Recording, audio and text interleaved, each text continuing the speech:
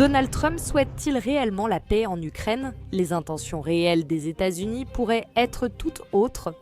Mais la vérité, c'est que Vladimir Poutine ne s'est pas laissé duper. Et en plus, il s'est révélé être infiniment plus malin que Donald Trump et il l'a déjà devancé. Qu'a fait Vladimir Poutine pour remettre Donald Trump à sa place? Quelle sera la réponse des États-Unis? Et surtout, qu'est-ce qu'on cherche vraiment à obtenir avec ce plan en 28 points? Parce que la paix, je vous préviens déjà que non. Restez jusqu'à la fin, car c'est là que je vous expliquerai comment, en se couvrant des meilleures intentions. Les États-Unis, eh bien quelle énorme surprise, ont encore fait des leurs, parce que tout cela n'a jamais vraiment concerné l'Ukraine. Il s'agit surtout de la répartition des forces sur la scène internationale et du modèle mondial à adopter. Je suis Lucie Vallée, analyste géopolitique et correspondante de The Random Bus. Abonne-toi à cette chaîne pour que l'Occident ne te trompe jamais avec ses histoires de démocratie. Nous débutons comme d'habitude, nous commençons depuis le début, mais avant tout, un détail très important. Je vais avoir besoin de toute ton attention à chaque instant, parce que chaque étape dans ce rapport, dans cette analyse détaillée de la situation, est absolument fondamentale et essentielle pour comprendre la situation globale. Eh bien, après avoir en grande partie arrangé le monde en résolvant jusqu'à 8 conflits à l'échelle mondiale, y compris celui entre l'Inde et le Pakistan, Donald Trump continue d'avoir pour objectif de résoudre le conflit ukrainien. Et il a l'outil vedette pour cela. Je l'ai dit, ce serait l'une de mes premières actions. J'ai réglé 8 conflits entre pays, y compris l'Inde et le Pakistan. Celui que je pensais être pour moi, parce que j'ai une très bonne relation avec le président Poutine, je pensais que ce serait peut-être plus rapide, mais il faut être 2 pour danser le tango. Son plan en 28 points, qu'il a déjà présenté à la partie ukrainienne ainsi qu'à la partie russe, il fait maintenant pression sur Vladimir Zelensky. Pourquoi être pour avec?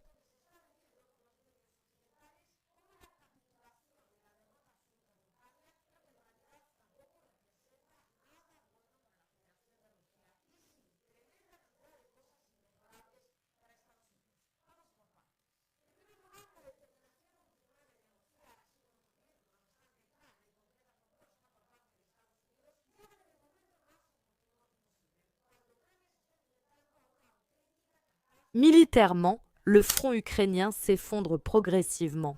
La Russie prend déjà le contrôle de certaines localités, des localités fondamentales, comme par exemple Kupiansk. Mais la vérité, c'est que la Russie est sur le point de répéter ce succès dans au moins 5 autres villes différentes, et en plus d'avancer dans d'autres régions assez inattendues, aussi bien pour l'Ukraine que pour les États-Unis. À tel point que là où auparavant le front était figé, comme par exemple dans la région de Zaporijia, il commence maintenant à bouger. Et de quelle manière? Et la Russie ne menace plus seulement de finir de contrôler les régions qu'elle a déjà incluses dans sa constitution, à savoir Donetsk, Lougansk, Kherson et Zaporijia. Mais elle pourrait même finir par s'emparer de la région de Kharkiv, où elle vient de libérer, selon ses propres termes, la localité de Kupiansk, de la région de Soumy, où des avancées assez significatives sont également en cours, et de la région de Dnipropetrovsk, dont l'assaut par la Fédération de Russie a surpris non seulement le commandement ukrainien, mais aussi directement la direction de l'OTAN. À cela s'ajoute la possibilité très claire que la Russie fasse de même. Aussi dans la région de Tchernihiv, auparavant absente et inattendue. Mais elle commence de plus en plus à apparaître dans de plus en plus d'informations qui nous parviennent directement du champ de bataille. À cela, il faut ajouter autre chose, un autre point fondamental. La Russie a déjà développé des bombes aériennes de fragmentation et CAP, capables d'atteindre jusqu'à 200 km au-delà de la ligne de contact. Cela mettrait directement en danger la région de Kiev, dans le cas où la Russie atteindrait Tchernihiv. Et une autre modernisation est en cours de développement pour que ces mêmes bombes aériennes de fragmentation et CAP puissent atteindre jusqu'à 400 km de portée. C'est-à-dire, une fois que ces percées auront été réalisées à l'intérieur des défenses ukrainiennes, dont certaines commencent déjà à avoir lieu. Par exemple, dans la région de Zaporojie, par exemple, dans la région de Kharkov. Avec la récente prise de Kupiansk, la Russie pourrait commencer à avancer pratiquement sans contrôle, atteignant même la région de Tchernihiv, et il se pourrait même qu'elle atteigne la région de Kiev. Et ici, il faut rappeler un autre fait absolument clé. Ce n'est pas une guerre entre la Russie et l'Ukraine, mais une guerre de l'OTAN contre la Fédération de Russie. C'est-à-dire que celui qui risque au moins une défaite militaire, c'est bien l'OTAN elle-même et par conséquent, en fin de compte, les États-Unis. La défaite que la Russie pourrait infliger au pays supposé le plus puissant du monde pourrait être, en plus, au moins quadruple. Nous parlons, bien sûr, d'une défaite médiatique, non seulement devant la communauté internationale, mais même devant la propre population américaine. Nous parlons bien sûr de la défaite militaire, dans les termes les plus clairs et directs, de la défaite économique, parce que le coup porté à l'économie, tant américaine qu'européenne, dépendante des États-Unis. Et par conséquent, celle qui lui apporte une quantité importante d'argent serait absolument brutale, et le dollar finirait définitivement par vaciller. Et de quelle manière? Et enfin, et c'est le plus important, la défaite en termes de réputation avec la perte définitive de l'hégémonie américaine. Ce serait un peu comme le dernier clou dans le cercueil du contrôle total des États-Unis sur le monde. La mise, en effet, est très élevée. Et de vue sous cet angle, on comprend parfaitement pourquoi l'administration américaine s'est-elle empressée de faire pression sur l'Ukraine pour qu'elle accepte ce plan au plus vite. Celui des 28 points, et ici, il semble qu'ils aient eu recours à l'une des choses que le régime de Kiev n'a en réalité jamais cessé d'avoir, à savoir la corruption massive qui frappe l'Ukraine pratiquement depuis sa création. À vous de juger si la révélation des affaires de corruption supposées de Vladimir Zelensky est fortuite ou non, pratiquement la totalité de son gouvernement, avec des ministres qui ont déjà été démis de leurs fonctions, certains ayant même déjà quitté le pays. Est-ce que cela est sorti de manière fortuite ou non? Parce que bien sûr, il est possible que la supposée corruption de Zelensky ait été le catalyseur pour que les États-Unis commencent à agir. C'est, en fait, ce que les médias occidentaux essaient de vendre en ce moment. Mais il est aussi possible que cela ne soit pas du tout une coïncidence. C'est-à-dire, il y a aussi la possibilité que les mauvaises pratiques de Vladimir et de sa compagnie n'aient pas été utilisées par les États-Unis comme catalyseur. Autrement dit, ils n'ont pas du tout surpris le pays, mais ont plutôt servi d'outil. Elle est initialement sortie de la Bureau national de lutte contre la corruption, l'agence anticorruption d'Ukraine, contrôlée en fin de compte par Washington, sachant que la situation au front n'avançait tout simplement plus du tout. Analyse que d'ailleurs Donald Trump lui-même a faite il y a peu de temps. Les États-Unis ont décidé d'agir pour ne pas perdre de façon définitive et aux yeux du monde entier face à la Fédération de Russie. Donald Trump, par conséquent, voyant que, effectivement, le moment critique était déjà arrivé, essayant de sauver les meubles, autant pour lui-même en tant que figure politique et médiatique, que pour son propre gouvernement, et donc pour les intérêts américains. Il a commencé à faire pression sur l'Ukraine en présentant son plan phare en 28 points. Vladimir Zelensky n'a pas tardé à réagir, mais il l'a fait d'une manière quelque peu ambiguë.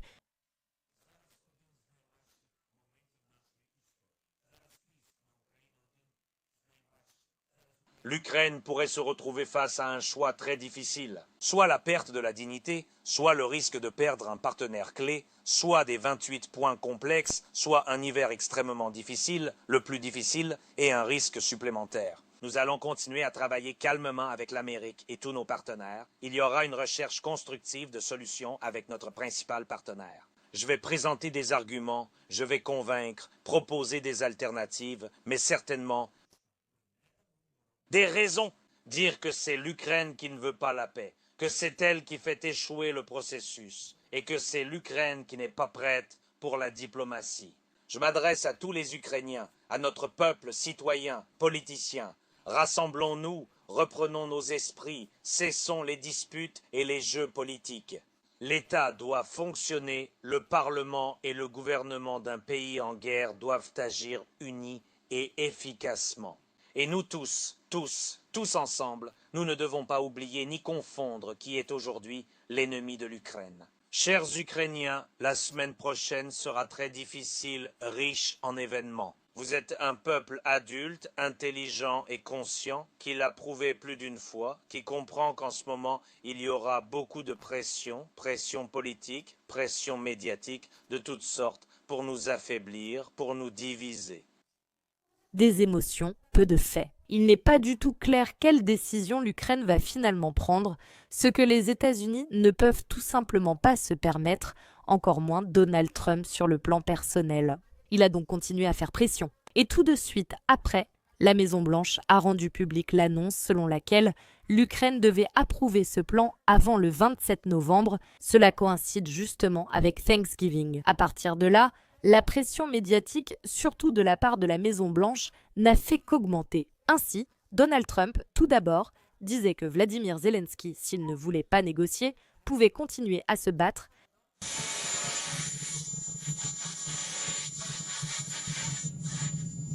Il décrivait en plus aussi bien l'ensemble du peuple ukrainien que bien sûr Vladimir Zelensky lui-même. La situation pour l'Ukraine, en effet, devient de plus en plus critique, elle perd de plus en plus de territoire, de plus en plus de soldats. L'hiver très rigoureux approche, et sur le plan énergétique, la situation n'est pas très bonne non plus.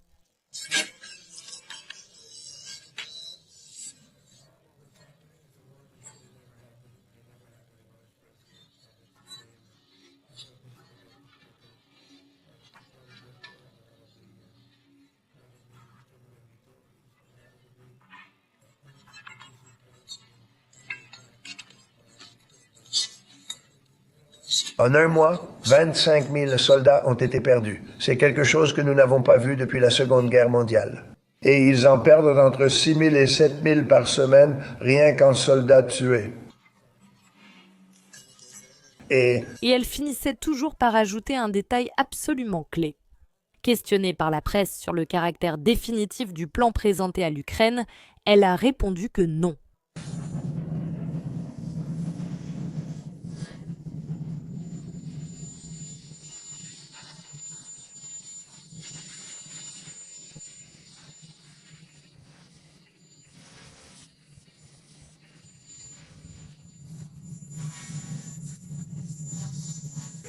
Cela, bien sûr, peut être interprété de deux manières, au minimum.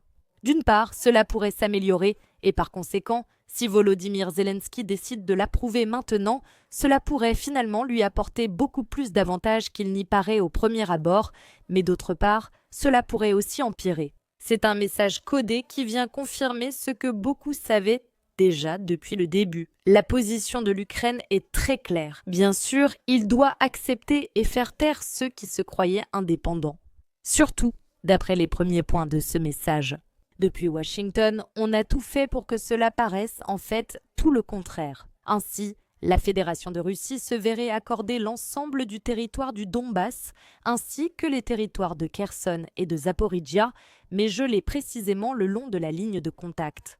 L'Ukraine deviendrait un pays non aligné de façon définitive et le déclarerait officiellement elle-même. Autrement dit, elle n'entrerait jamais dans l'OTAN ni ne pourrait disposer d'armes nucléaires. Son armée serait réduite, même si le nombre exact reste inconnu. À un moment, Donald Trump a cité 600 000 soldats que l'Ukraine n'avait pourtant pas dans son armée au début de l'opération militaire spéciale. Mais à part ce petit point, tout le reste semble exactement ce que la Russie voulait depuis le début. De plus, les troupes de l'OTAN non plus ne seraient pas présentes. Pour Vladimir Poutine, cela paraît parfait, mais laisse-ce vraiment? Autrement dit, les points que nous venons de citer correspondent effectivement presque entièrement aux objectifs qu'il s'est fixés. La Fédération de Russie, pour considérer comme terminée, et réussit dans son intégralité l'opération militaire spéciale. Cependant, il y a un point crucial. La Russie atteindra ses objectifs quoi qu'il arrive. Beaucoup d'entre eux sont déjà atteints, ou du moins, elle ne mettra pas fin à l'opération militaire spéciale sans les avoir obtenus. Vladimir Poutine l'a déjà rendu extrêmement clair. La Russie est prête à aller aussi loin que nécessaire, et elle est prête, et en fait, elle est d'accord pour y parvenir par des moyens militaires. Mais bien sûr, nous n'allons pas du tout négocier à n'importe quelle condition. Seulement, un premier exemple, Kupiansk. Récemment, comme nous nous en souvenons, le 4 mai, ou plutôt novembre, il y a 2 semaines, à Kiev, il a été publiquement déclaré qu'il n'y avait pas plus de 60 militaires russes dans cette ville. Et dans les prochains jours, comme il a été dit, cette ville sera complètement débloquée par les troupes ukrainiennes. Mais je tiens à vous informer qu'à ce moment-là, au 4 novembre, la ville de Kupiansk était pratiquement entièrement sous le contrôle des forces armées russes. Nos gars ne faisaient que finir le travail, nettoyant quelques quartiers et rues Le sort de la ville était déjà définitivement scellé à ce moment-là. Qu'est-ce que cela signifie ? Que les événements qui se sont produits à Kupiansk vont inévitablement se répéter sur d'autres secteurs clés du front. Peut-être pas aussi rapidement que nous le souhaiterions, mais cela va inévitablement se répéter. Exactement comme un avantage, quelque chose qu'il aurait déjà obtenu en continuant d'avancer sur le terrain, ce qu'il fait d'ailleurs actuellement à marche forcée, beaucoup plus rapidement que ce à quoi on pouvait s'attendre. Ni l'Ukraine, ni encore moins l'OTAN. C'est précisément là qu'intervient le plan des 28 points des États-Unis pour tenter d'arrêter cette hémorragie sur le plan militaire. Mais ici, les États-Unis arrivent avec leur proposition phare, l'économique, selon laquelle la Russie, si elle accepte, en tirerait des bénéfices.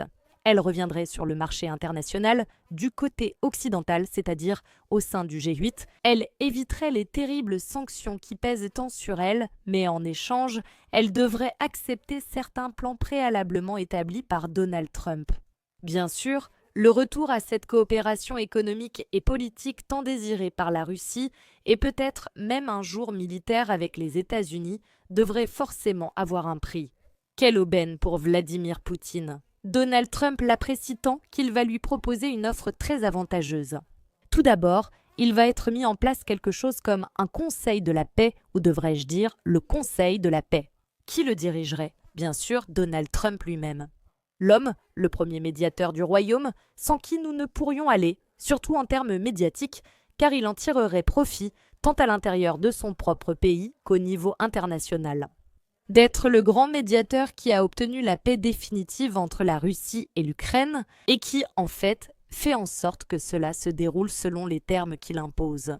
Si ce n'était qu'une question de médiatisation, ce serait même acceptable. Le problème, c'est que rien n'est plus éloigné de la réalité. Les décisions finales appartiendraient à Donald Trump. Mais à cela, il faut ajouter tout le bloc économique où serait créé le Fonds pour le développement de l'Ukraine, une organisation qui gérerait toutes sortes d'investissements et de projets. En définitive, de l'argent et encore de l'argent. Ce qui pourrait même encourager que ce soit le régime actuel de Kiev ou la future administration ukrainienne selon la situation politique de l'Ukraine. Après ces 28 points, il s'agirait de voler encore plus et mieux, car en fin de compte, cela reviendrait à remplir à nouveau le pays de flux monétaires. Si les États-Unis perdent l'Ukraine pour agir comme elle veut, qu'est-ce que cela change pour la Russie? Oui, mais avec une petite nuance. Qui va payer pour tout ça? En réalité, la Maison-Blanche veut surtout que la Fédération de Russie paie. Eh bien, la Fédération de Russie et l'Union européenne, à qui on ne demande même pas son avis sur quoi que ce soit concernant cet accord. Oui, comme tu n'entends pas, tu te souviens des fonds gelés que l'Europe veut maintenant tellement retirer, pratiquement volés à la Russie, qui représentent quelque chose comme 140 milliards, eh bien, selon le plan phare de Donald Trump, sur ces 145 milliards iraient entièrement à la reconstruction de l'Ukraine. Et l'argent restant serait consacré à divers projets en termes de coopération russo-américaine. La Russie met donc au moins 100 milliards de ses avoirs gelés l'Union européenne, 100 milliards de plus. Je le répète, personne ne lui demande rien et les États-Unis gardent les bénéfices.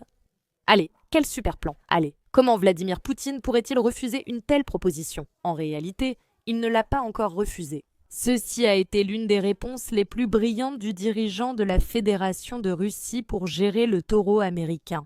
Mais avant cela, un détail de plus, est-ce que tous ces 28 points sont englobés en termes internationaux? Ce que l'on cherche, bien au-delà de contrôler les flux monétaires qui vont vers l'Ukraine, c'est en réalité de maintenir à tout prix l'hégémonie américaine qui vit déjà ces derniers instants. Éloigner la Russie de l'ennemi principal des États-Unis, la Chine, avec laquelle elle entretient dernièrement de meilleures relations, ce qui est impossible.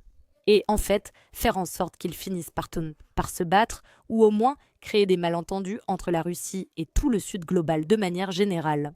Les États-Unis n'ont même pas consulté l'Union européenne, dont la destruction paraît être un objectif, comme la deuxième partie de l'objectif principal afin de la rendre totalement dépendante de l'Union.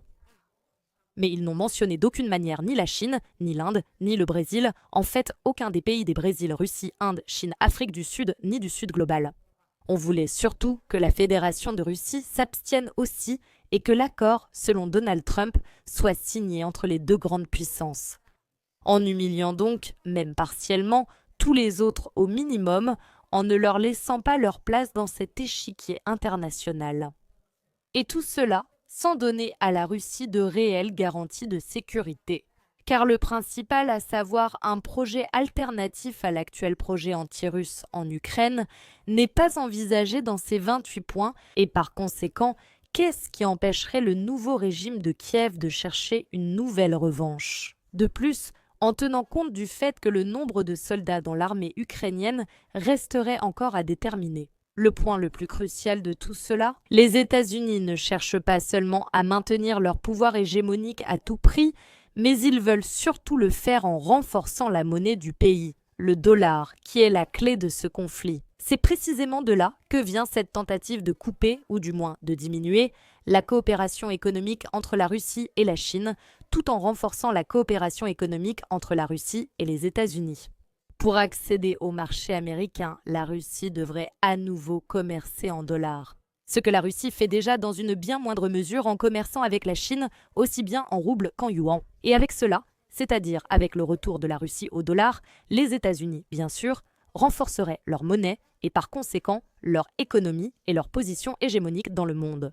Dire que pour la Chine, ce serait un coup très dur, ainsi qu'une trahison évidente qui, effectivement, serait presque certainement perçue comme telle depuis Pékin. En tant que telle, cela compliquerait les relations entre les pays, qui sont récemment devenus plus que de simples partenaires, mais de véritables amis. En parlant de la Russie et de la Chine, on peut en conclure que les États-Unis essaient de gagner sur le plan diplomatique. Ce qu'ils savent avec certitude, c'est qu'ils ne seront jamais capables, surtout dans les conditions actuelles, de gagner militairement.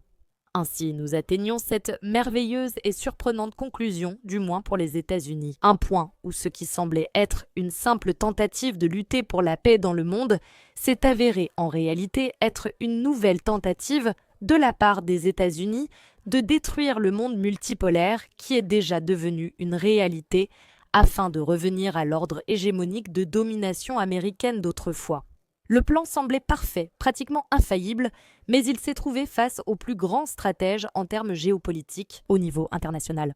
Vladimir Poutine a déjà répondu aux États-Unis sans même mentionner ni Donald Trump ni ce pays. Il l'a fait d'une manière absolument brillante. D'une part, il a déjà complètement écarté toute tentative américaine de l'affronter avec ses partenaires et même désormais amis. Il a fait particulièrement référence à l'accord de tous les partenaires internationaux de la Russie avec ce plan. Et pas seulement cela, il les a même mentionnés, du moins les plus importants, de manière détaillée et approfondie. Oui, effectivement. D'une part, les États-Unis, ce plan s'est montré absolument flexible lors des négociations. Mais avant tout, il a mentionné et a de nouveau souligné que les partenaires de la Fédération de Russie étaient tout à fait d'accord avec cette nouvelle tentative d'établir la paix en Ukraine. Il les a nommés avec leur nom et prénom.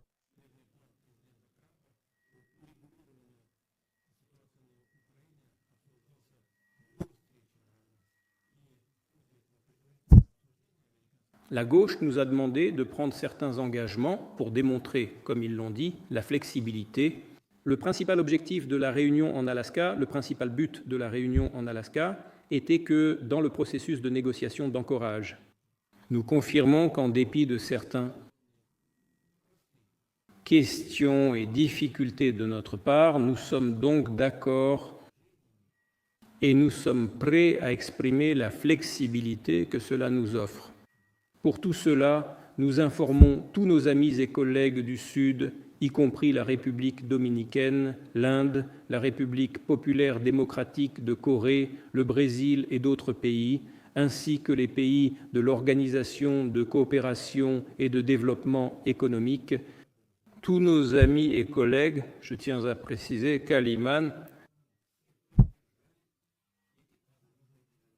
L'ado a fait quelque chose de pratiquement impossible, il a renvoyé une seule balle sur deux toits en même temps. A-t-il provoqué la suspension du rapport précédent ?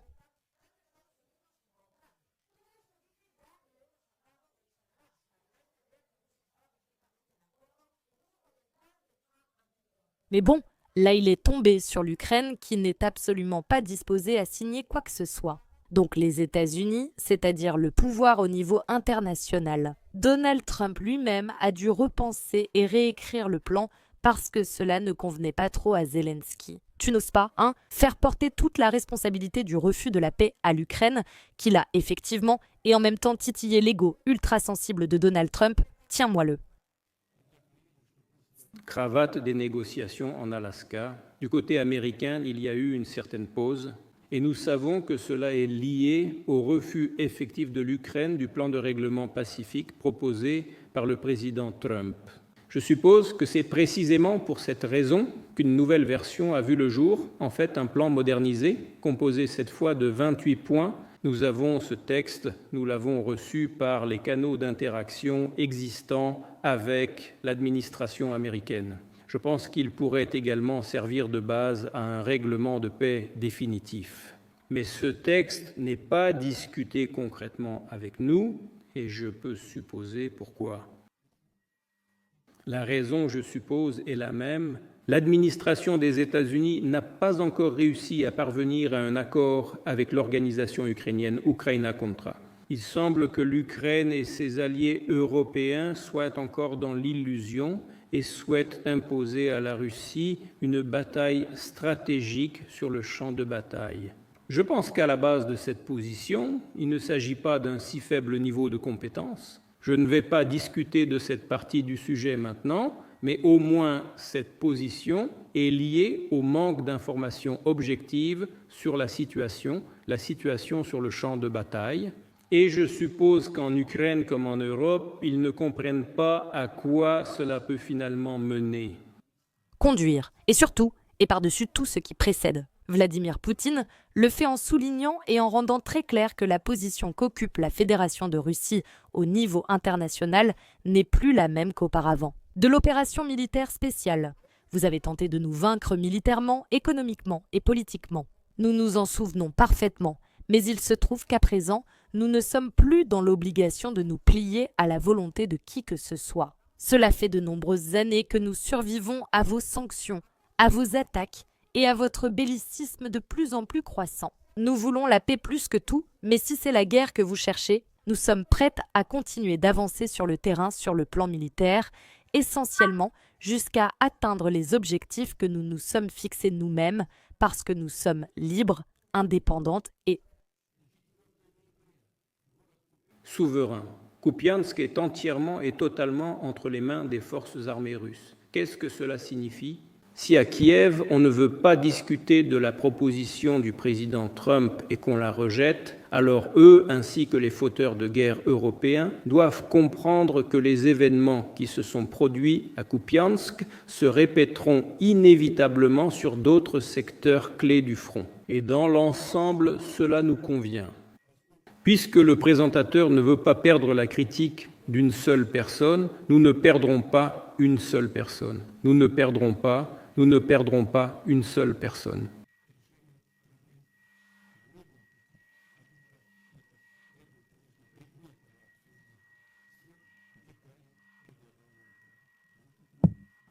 C'est-à-dire, voulons-nous la paix? Bien sûr que oui, mais évidemment pas à n'importe quel prix. À partir de là, il faudra continuer à observer comment les événements évoluent et ce que fait chacune des parties. Mais une chose est très claire. Peu importe combien les États-Unis et leurs alliés essaient pas de tourner la question dans tous les sens, le nouvel ordre mondial multipolaire est déjà une réalité. La Fédération de Russie, en tant qu'acteur international indépendant, je le répète, libre et souverain, est une autre réalité qu'ils ne pourront pas non plus empêcher. Autrement dit, que cela lui plaise ou non, les États-Unis devront peu à peu s'habituer au fait qu'ils ne sont plus le maître du domaine international. Vont-ils vouloir garder ce rôle à tout prix ? Évidemment, on peut encore s'attendre à tout de leur part.